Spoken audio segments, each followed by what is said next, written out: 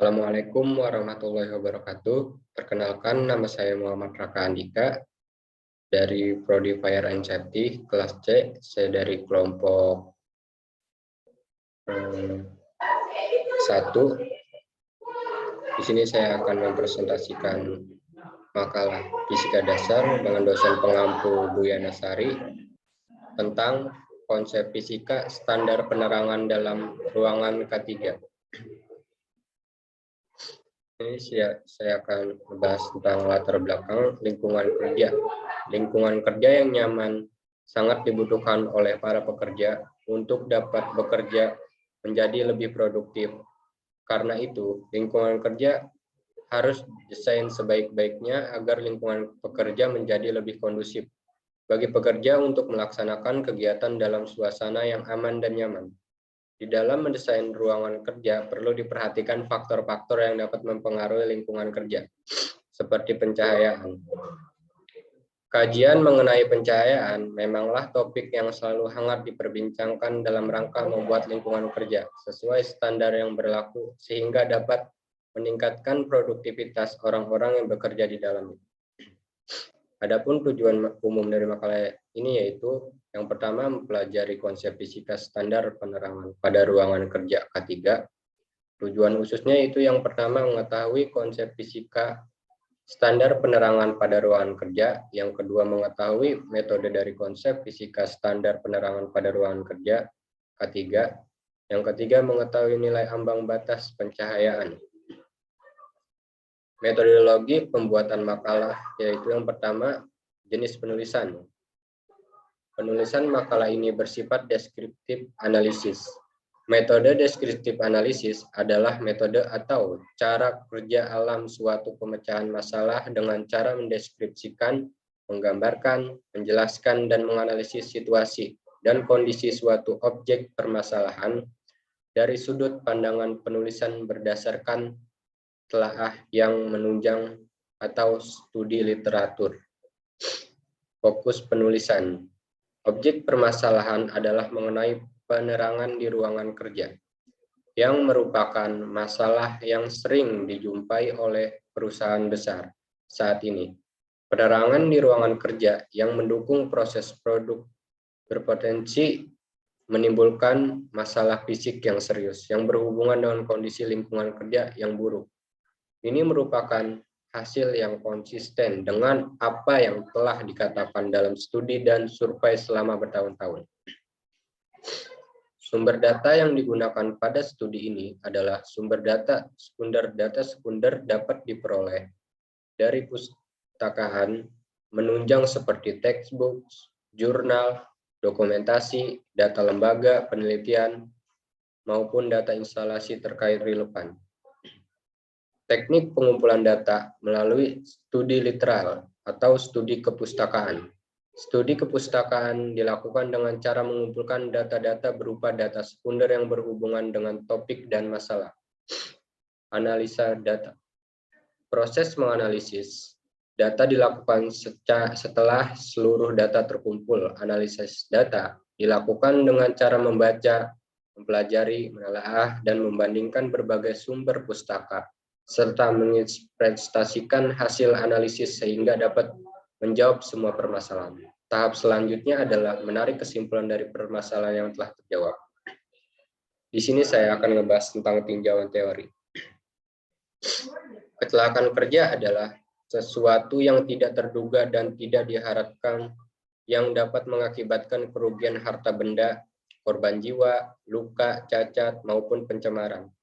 Kecelakaan kerja merupakan kecelakaan yang terjadi akibat adanya hubungan kerja dengan kondisi fisik yang menurun atau menjadi tidak mampu lagi untuk bekerja, penghasilan berkurang atau menjadi tidak ada.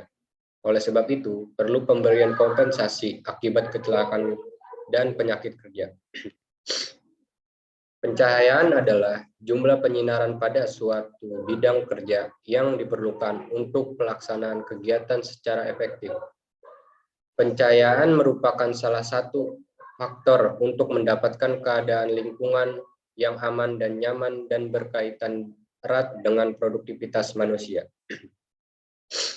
Penerangan yang baik adalah Penerangan yang memungkinkan orang dapat melihat objek yang dikerjakan secara jelas, cepat, dan tanpa upaya-upaya yang tidak perlu.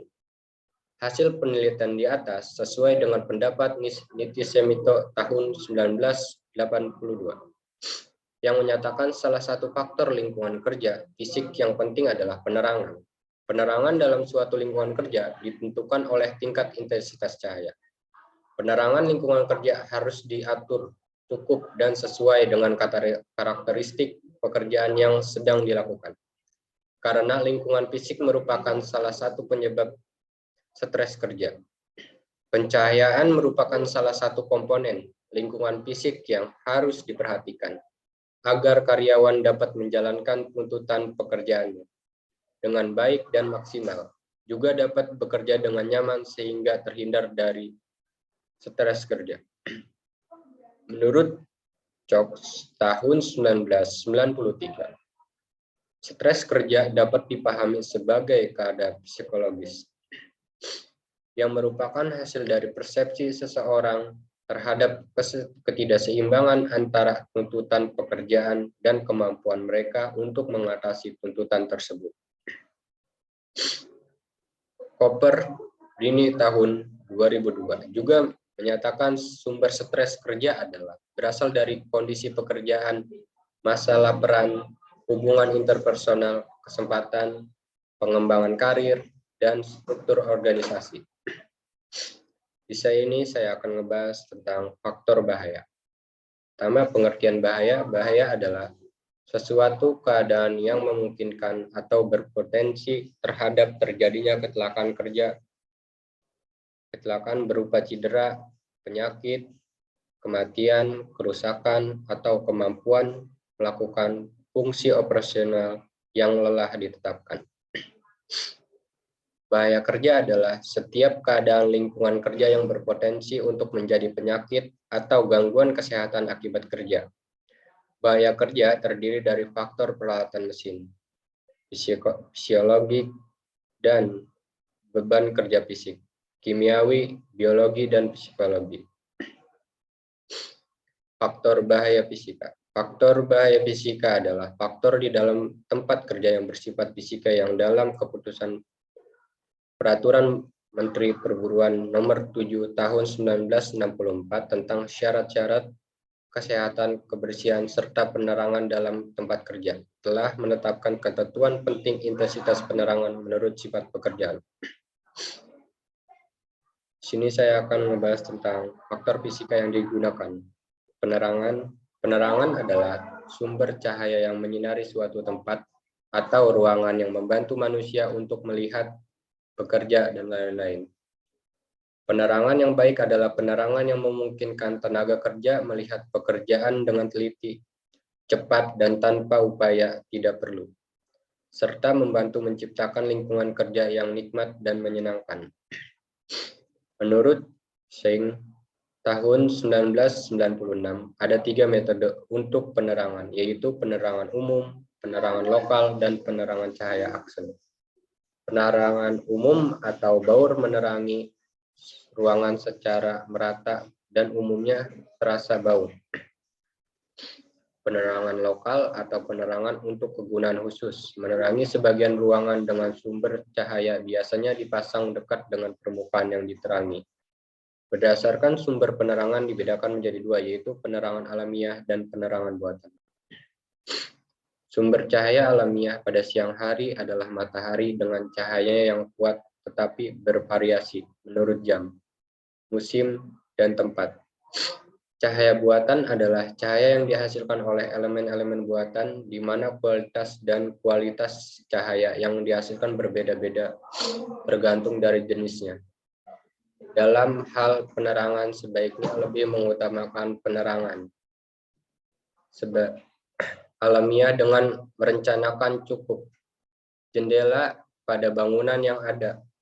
Kalau karena alasan teknis penggunaan penerangan alamiah tidak dimungkinkan, barulah penerangan buatan dimanfaatkan dan ini pun harus dilakukan dengan tepat. Dalam kaitan ini perlu diingatkan adanya penerangan umum dan penerangan khusus atau setempat. Penerangan yang baik memungkinkan tenaga kerja melihat objek-objek yang dikerjakan secara jelas, cepat, dan tanpa upaya-upaya yang tidak perlu. Permasalahan penerangan meliputi kemampuan manusia untuk melihat sesuatu, sifat-sifat dari indera 10, penglihatan, usaha-usaha yang dilakukan untuk melihat objek lebih baik, dan pengaruh penerangan terhadap lingkungan. Intensitas penerangan di tempat kerja dimaksudkan untuk memberikan penerangan kepada benda-benda yang merupakan objek kerja, peralatan atau mesin, dan proses produksi serta lingkungan kerja. Untuk itu diperlukan intensitas penerangan optimal. Selain menerangi objek kerja, penerangan juga diharapkan cukup memadai menerangi keadaan seluruhnya. Intensitas penerangan merupakan aspek penting di tempat kerja, karena berbagai masalah akan timbul ketika kualitas penerangan di tempat kerja memenuhi standar yang diterapkan. Sumber penerangan. 1. Penerangan alami, sumber cahaya yang didapat dari sinar matahari atau terangnya langit menurut Ehlers tahun 1965, yaitu sinar yang cukup luas jendela antara 15% sampai 20% luas lantai. Yang kedua, penerangan buatan. Jenis-jenis penerangan. Penerangan sendiri ada 5 jenis, yaitu penerangan langsung atau direct lighting. Hampir semua cahaya didistribusikan ke bawah 90-100%. Paling efisien digunakan karena banyaknya cahaya yang mencapai permukaan kerja adalah maksimum, namun sering menimbulkan bayangan dan kesilauan bila cahaya terlalu kuat. Penerangan semi langsung atau semi direct lighting. Distribusi cahaya diarahkan ke bawah 60-90%. General diffuse. Kurang lebih 40-60% cahaya diarahkan ke bawah dan 40-60% diarahkan ke atas. Yang keempat, semi indirect lighting, 60-90%. Cahaya didistribusikan ke arah atas dan 10-40% ke arah bawah. Untuk itu nilai pantulan dari langit-langit harus tinggi agar cahaya lebih banyak yang dipantulkan ke bawah. Yang kelima yaitu indirect lighting, didistribusi cahaya ke atas 90-100%, tidak menimbulkan bayangan dan kesilauan, tetapi mengurangi efisien cahaya. Sini saya akan membahas tentang kasus penerangan yang terjadi dalam ruangan kerja. Penerangan dalam ruangan kerja karyawan memegang peranan yang sangat penting dalam meningkatkan semangat karyawan, sehingga mereka akan dapat menunjukkan hasil kerja yang baik, yang berarti bahwa penerangan tempat kerja yang cukup sangat membantu berhasilnya kegiatan-kegiatan operasional organisasi. Cahaya atau penerangan sangat besar manfaatnya bagi karyawan guna mendapat keselamatan dan kelancaran kerja. Oleh sebab itu, diperhatikan adanya penerangan cahaya atau cahaya yang terang tetapi tidak menyilaukan, cahaya yang kurang jelas, sehingga pekerjaan akan lambat, banyak mengalami kesalahan, dan pada akhirnya menyebabkan kurang efisien dalam melaksanakan pekerjaan, sehingga tujuan organisasi sulit dicapai. Pembahasan, di sini saya akan membahas tentang lux. Lux ialah satuan intensitas penerangan per meter persegi yang dijatuhi arus cahaya 1 Newman. Lux meter sendiri artinya alat yang digunakan untuk mengukur intensitas penerangan dalam satuan lux. Perencanaan penerangan harus mempertimbangkan faktor intensitas penerangan di bidang kerja, karena perbedaan penggunaan ruangan memerlukan intensitas penerangan yang juga berbeda.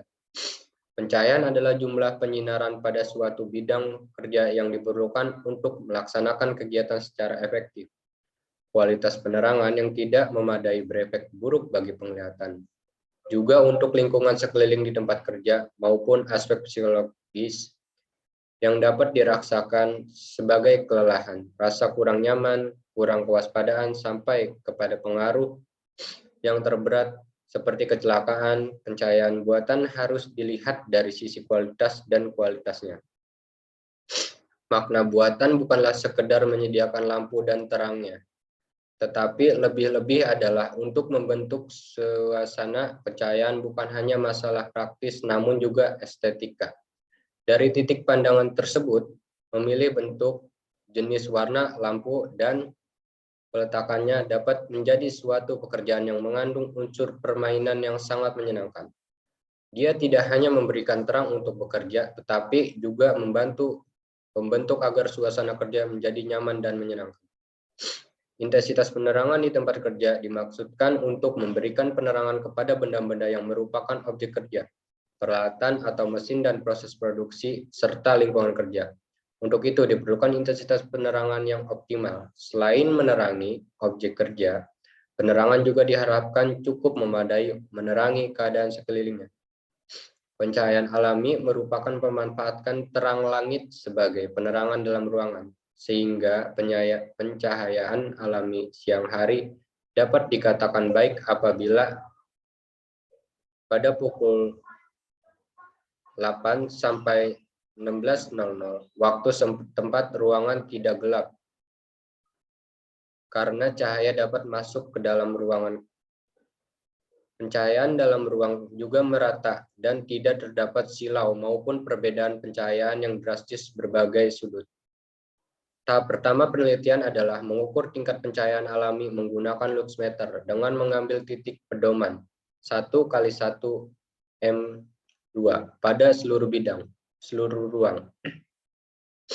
Setinggi bidang kerja 0,8 meter dari lantai. Tahap kedua penelitian adalah analisis data menggunakan metode komparatif. Analisis data ini dilakukan dengan membandingkan intensitas pencahayaan yang terukur dalam ruangan terhadap standar SNI. Data tersebut disimulasikan dengan software DIA-LUX. Hasil analisis dan simulasi dibandingkan dengan standar pencahayaan alami pada ruang kelas. Tahap ketiga merupakan tahap sintetis data menggunakan metode simulasi eksperimental. Sintetis pada penelitian ini adalah rekomendasi desain berupa jumlah dan sebaran lampu yang ideal. Bangunan yang digunakan sebagai objek penelitian adalah Gedung Pascar Sarjana UNES, Jalan Kelut Raya Sampang, Semarang. Tampak dari gambar bahwa C410 pada sisi kanan gedung dan diasumsikan mewakili ruang-ruang di sampingnya. Tampak bahwa intensitas pencahayaan ruang tersebut di banyak titik masih di bawah standar SNI, yakni 300 lux sampai 500 lux. Sebaran pencahayaan ruangan juga kurang merata. Sini saya akan membahas tentang penutup, yaitu kesimpulan. Dapat kita simpulkan berdasarkan hasil analisis data, maka dapat diambil kesimpulan bahwa terdapat pengaruh pencahayaan ruang kerja terhadap stres kerja pada para pekerja sendiri. Penataan dan pemeliharaan sumber cahaya pada area produksi masih kurang baik, karena berdasarkan hasil pengukuran dan pengamatan intensitas cahaya, masih banyak line-line di area produksi yang kurang terang dan tidak terkena cahaya secara optimal. Dampak negatif yang ditimbulkan akibat penerangan yang tidak baik pada bagian produksi antara lain adalah gangguan pada mata pekerja, misalnya kelelahan pada mata, iritasi mata, pandangan yang kabur, kualitas melihat objek kerja dengan teliti, serta efek panas pada lingkungan kerja. Bagian produksi yang disebabkan pemilihan jenis lampu yang kurang tepat. Sini saya akan membahas itu saran. Sebaiknya intensitas cahaya yang masih kurang di area produksi ditambah dengan cara penambahan KWH lampu, terutama pada titik-titik kerja yang sering ditempati oleh tenaga kerja. Yang kedua yaitu pencahayaan yang tidak sesuai dengan jenis aktivitas kerja yang dilakukan oleh tenaga kerja merupakan salah satu faktor bahaya yang dapat menyebabkan kecelakaan kerja, dan penyakit akibat kerja, dan penurunan produktivitas kerja. Oleh karena itu, sangat perlu diperhatikan serta kontrol dari pihak perusahaan. Sekian presentasi dari saya. Kurang lebihnya mohon maaf. Billahi taufiq wal hidayah. Wassalamualaikum warahmatullahi wabarakatuh.